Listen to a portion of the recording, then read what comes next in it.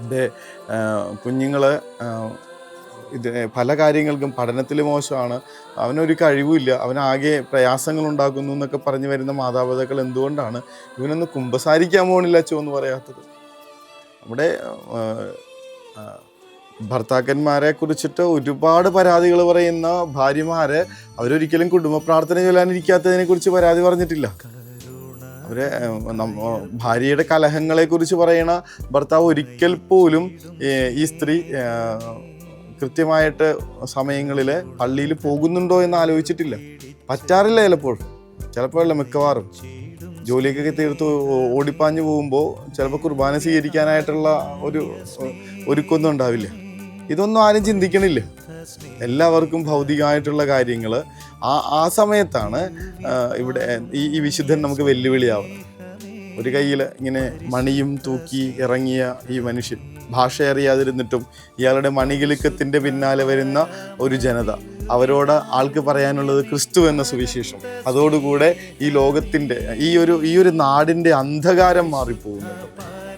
നമ്മുടെ കുടുംബത്തിലെ കുഞ്ഞുങ്ങൾ, പ്രിയപ്പെട്ടവർ, നമുക്ക് പരിചയമുള്ളവരൊക്കെ വല്ലാതെ തെറ്റിപ്പോകുന്ന, ഇടർച്ച വരുന്നു എന്നൊക്കെ പരാതിപ്പെടുന്ന നേരത്ത് ഈശോ എന്നുള്ള സുവിശേഷം എന്ന് പറഞ്ഞു കൊടുക്കുക. അവരുടെ ആത്മാക്കളെ കുറിച്ച് കുറച്ചുകൂടെയൊക്കെ ശ്രദ്ധാലുക്കളാവും. അവരുടെ പ്രാർത്ഥനയിൽ അവർ മുട്ടൂത്താൻ പറ, അവരോട് കുമ്പസാരിക്ക് കൂദാശകൾ സ്വീകരിക്കാൻ പറ, പരിശുദ്ധ കുർബാനയിൽ എല്ലാ ദിവസവും പോകാനായിട്ട് നിർബന്ധിക്കുക.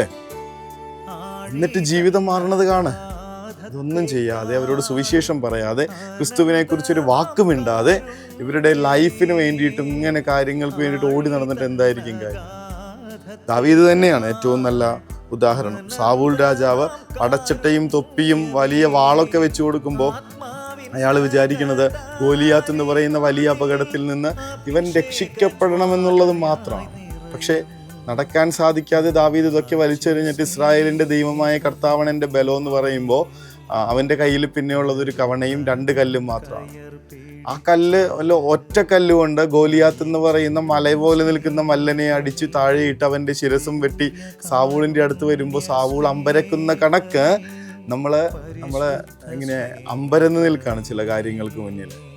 എല്ലാം ചെയ്തു കൊടുത്തിട്ടും നമ്മുടെ കുഞ്ഞുമക്കൾ നമ്മളുടെ കൈവിരലുകൾക്കുള്ളിലൂടെ ഊർന്നു പോകുന്നതിൻ്റെ ഒരു കാഴ്ച നിസ്സഹായതയോടുകൂടി നോക്കി നിൽക്കുകയാണ് നമ്മൾ.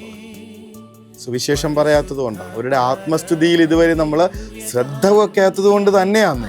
ബാക്കിയെല്ലാം ചെയ്തു കൊടുക്കുന്നുണ്ട്, ഒരുപാട് കാര്യങ്ങൾ ചെയ്തു കൊടുക്കുന്നുണ്ട്.